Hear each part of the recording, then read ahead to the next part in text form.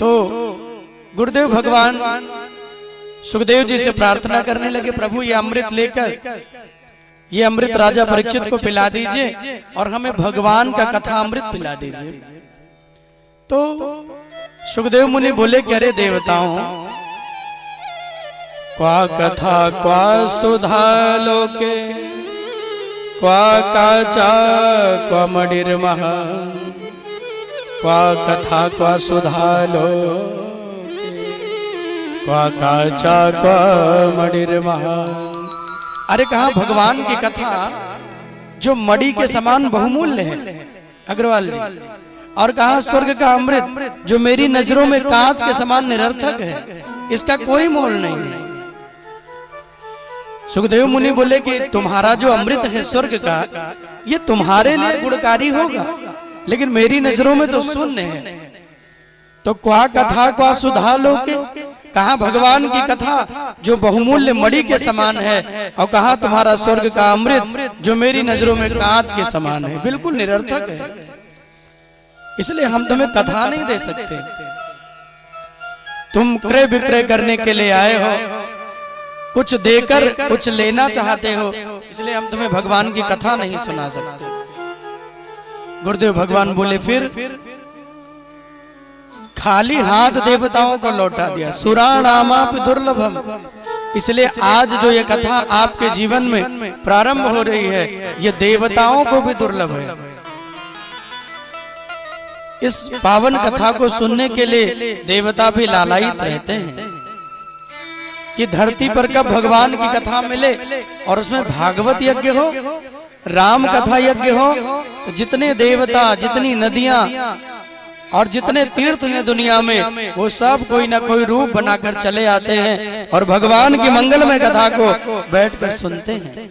आप यहाँ इतने लोग भले बैठे हो, लेकिन किसी न किसी रूप में जितने देवता हैं वो यहाँ विराजमान होंगे। आपके माता पिता, आपके पूर्वजों में भी जो लालायित रहते हैं कि मेरे परिवार में कोई चारों धाम का दर्शन करे, जगन्नाथपुरी को प्रणाम करे, रामेश्वरम बद्रीनाथ को दर्शन करे और फिर भगवान की मंगलमय कथा को सुनकर ब्राह्मण को भंडारा जिवाए, भोजन करवाए, तो वो भी सुनने के लिए आते हैं। आपकी पूजा, आपकी कथा को आपके पितृ भी सुन रहे होंगे, आपके जो पूर्वज होंगे वो भी यहाँ बैठ के आनंदित हो रहे होंगे, मेरे परिवार में भगवान इतनी बड़ी यज्ञ हो रही है। तो इसलिए कथा केवल एक विशेष व्यक्ति का कल्याण नहीं करती बंधु, कथा के संरक्षण में जो आए, जैसे कोई वृक्ष होता है, वृक्ष भले आपका हो या मेरा हो, लेकिन वो आपको और केवल मुझे छाया नहीं देगा, जो भी उस वृक्ष के नीचे खड़ा होगा वृक्ष सबको छाया देगा। वैसे भगवान की कथा है, होती तो आपके निमित्त है, लेकिन कल्याण हजारों व्यक्तियों का भागवत जी कर देती है। क्योंकि गीता में भगवान कहते हैं, अर्जुन तुम तो एक निमित्त हो मेरी भक्ति का प्रचार करने का, मेरे भक्त के माध्यम से तुम निमित्त बने हो। तो यजमान परीक्षित के रूप में भगवान आपको निमित्त बनाए और आपके माध्यम से कितने कितने लोग कहां कहां से आकर और भगवान की मंगलमय कथा को सुन लेंगे।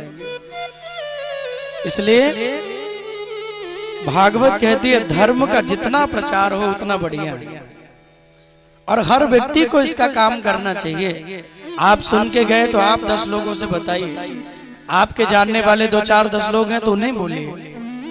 आप जितने लोगों को जोड़ सको, आप जितने लोगों को ला सको, उतनी भगवत कृपा का प्रचार प्रसार होता है। स्वधर्मेण निधनम श्रेया पर धर्मो भयावह। गीता कहती है अपने धर्म का प्रचार प्रसार करना और अपने धर्म में मर जाना उत्तम है, किसी और धर्म का विचार करना भी सबसे बड़ा अपराध है। पर धर्मो भयावह। इसलिए भागवत बड़ी श्रेष्ठ है। 4 अक्षर हैं भागवत जी में, पहला है भा, फिर है गा, फिर है वा और लास्ट है ता। 4 प्रकार के फल को देने वाली है, धर्म, अर्थ, काम और मोक्ष। चार पदार्थों को देने वाली श्रीमद् भागवत है। तो कहा भा से होगा क्या? बोले जो भागवत के शरण में आएगा, भा से उसके हृदय में भगवान की भक्ति जग जाएगी,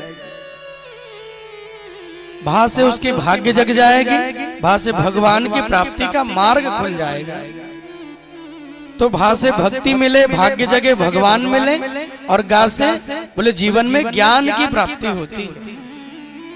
भा से भक्ति, गा से ज्ञान, वा से वैराग्य, और जिसके जीवन में भक्ति, ज्ञान, वैराग्य तीनों का समावेश हो जाए, उसे जीवन में तरुण उद्धार भगवान कर देते हैं। तो भा से भक्ति मिली और गा से ज्ञान मिला, वा से वैराग्य जीवन में आए, और ता से तरुण उद्धार हो जाए। तो चार प्रकार के फल को देने वाली है। और प्रारंभ होता है भागवत की महिमा से। भागवत का महात्म जो स्कंद पुराण से लिया गया है। 10 अध्याय भागवत के महात्म में आए हैं, जो 5 पद्म पुराण से लिए गए और 5 स्कंद पुराण से लिए गए। यानी भागवत ने अपनी महिमा को स्वयं नहीं गाया। भाई मान लो आप बड़े हो, मान लो आप बहुत ज्ञानी हो, मान लो आप बहुत बड़े व्यक्ति हो, तो आपके बारे में जब कोई और चर्चा करेगा तो उसका आनंद आएगा। अपनी बड़ाई व्यक्ति को स्वयं नहीं करनी चाहिए। इसलिए भागवत अपनी महिमा को नहीं गाई, तो पुराणों ने महिमा को गाया।